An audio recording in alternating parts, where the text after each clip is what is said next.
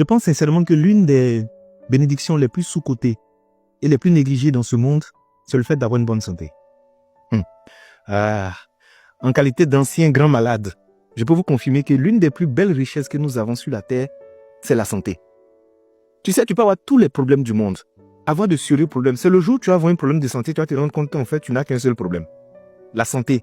C'est l'une des richesses les plus silencieuses, les plus précieuses, les plus dangereuses, les plus délicates qu'on possède. Mais malheureusement, les hommes négligent ça. Je ne dis pas qu'on n'a pas de problème. Effectivement, on a des problèmes. Mais si tu as un problème de santé, c'est là que tu vas te rendre compte que tes vrais problèmes commencent maintenant. Vous savez, on est passé par des endroits. On a rencontré des personnes qui parlaient avec arrogance, avec suffisance. On voyait des personnes qui criaient « Tu sais qui je suis? Je vais te créer des problèmes. Je vais te faire vivre un enfer. » Le jour où les personnes sont bien malades, c'est là qu'elles se sont rendues compte qu'elles ne sont absolument rien.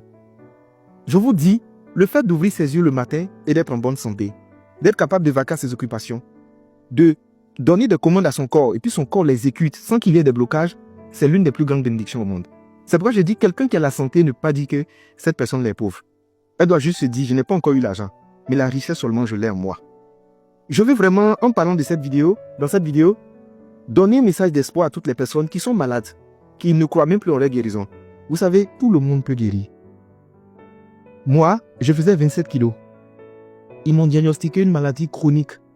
C'est-à-dire, même les médecins, les experts étaient pessimistes en voyant mon cas.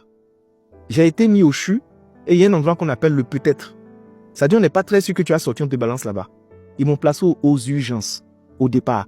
Il n'y avait même pas de moyens pour payer mes ordonnances. À côté de moi, il y avait un monsieur. Tu sais, quand quelqu'un est riche, tu vois, tu sais. Autour de lui, il avait des enfants, il avait des personnes. Et il y avait plein de médecins autour de lui. Les factures viennent, ils payent. Les factures viennent, ils payent. Les factures viennent, ils payent. Moi, je suis dans mon coin. Une facture est venue, deuxième facture. Mon cher, mon père est en train de réfléchir à comment il va nous faire sortir des urgences pour m'envoyer dans un autre endroit parce que ça coûtait trop cher. Le monsieur là, nos regards sont croisés. Il était à côté de moi. Il est décédé sous mes yeux. Je suis sorti du CHU. Je suis tombé grièvement malade au Ghana. Ils m'envoient à l'hôpital de Koué. Je me suis retrouvé au milieu des gens. Tout le monde me regardait, ils étaient étonnés. Je suis sorti de là. C'est ça des maladies qui étaient lourdes. Et en ce moment, c'est-à-dire, même marcher 5 mètres, c'était difficile. Me laver, c'était compliqué. C'est en ce moment qu'en fait, l'humilité te gagne. Et puis toi, tu t'assois et puis tu dis, mais moi, mais c'est rien quand même. Hein. C'est notre caleçon qui est gros. Sinon, il n'y a rien dedans. Je vous assure. C'est pourquoi je vais dire aux personnes qui aujourd'hui ont une bonne santé, préservez votre santé au-delà de tout. Il y a des gens qui prennent toujours des risques dans leur alimentation, dans leur vie au quotidien. Tu es jeune comme ça, tu marches, tu es essoufflé. Tu ne fais pas de sport. Tu te nourris mal. Tu ne dors pas. Tu es en train de chercher l'argent en longueur de journée. Tout l'argent que tu cherches, c'est pour la santé. Le jour où tu vas perdre la santé, tu vas courir maintenant chercher l'argent. Voici le problème des hommes. Fait que les hommes, ils abandonnent leur santé puis ils courent après l'argent. Et quand ils trouvent l'argent, ils utilisent ce même argent pour venir courir après leur santé. Aujourd'hui, tu as la santé, rends gloire à Dieu. Quand tu te lèves le matin, tu ouvres les yeux, rends gloire toujours à Dieu. Merci de m'avoir accordé la santé. Si j'ai la santé, c'est qu'il y a espoir pour moi. Et préserve cette santé. Le corps est rancunier. Tout ce que tu infliges au corps, il garde la facture, il va te faire payer 5 jours. Il y a des gens, en fait, qui pensent qu'ils sont courageux. Non, moi, je fais 3-4 jours, je ne dors pas. Non, moi, je cours ici, moi, il me cherche. Tu n'es pas en train de chercher, tu es suicidaire. Tu es en train de te détruire à petit feu. Il y a des moments, qu'est-ce que je fais? J'éteins mon téléphone, j'éteins mon ordinateur, je coupe tout, je me couche et je dors. Mes problèmes, c'est de reposer un peu. Quand je vais me réveiller, je vais les récupérer. Mais si je dois me reposer, je me repose. Chercher l'argent, c'est bon. Augmenter ses chiffres, c'est bon. Mais la santé, ne joue pas avec.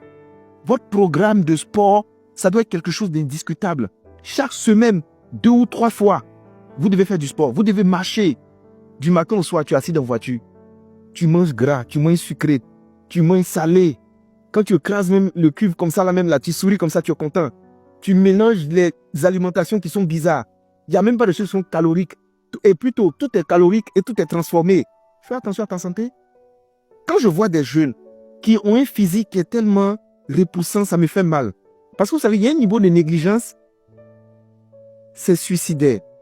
Et c'est méchant. Donc je vous dis aujourd'hui, la plus grande des bénédictions que nous avons sur la terre, la plus grande des richesses, c'est la santé. Préservons notre santé avant que le pire n'arrive.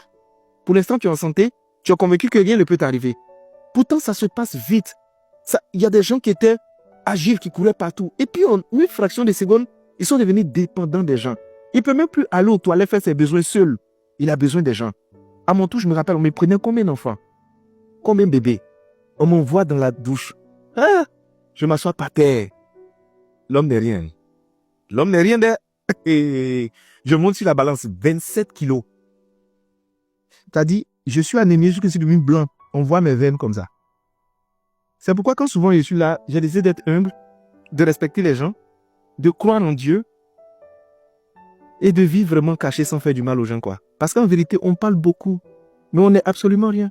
Si tu as la santé, tu es béni. Si tu n'as pas la santé, continue de prier Dieu et garde la foi. Inch'Allah, par la grâce de Dieu, tu vas recouvrir la santé.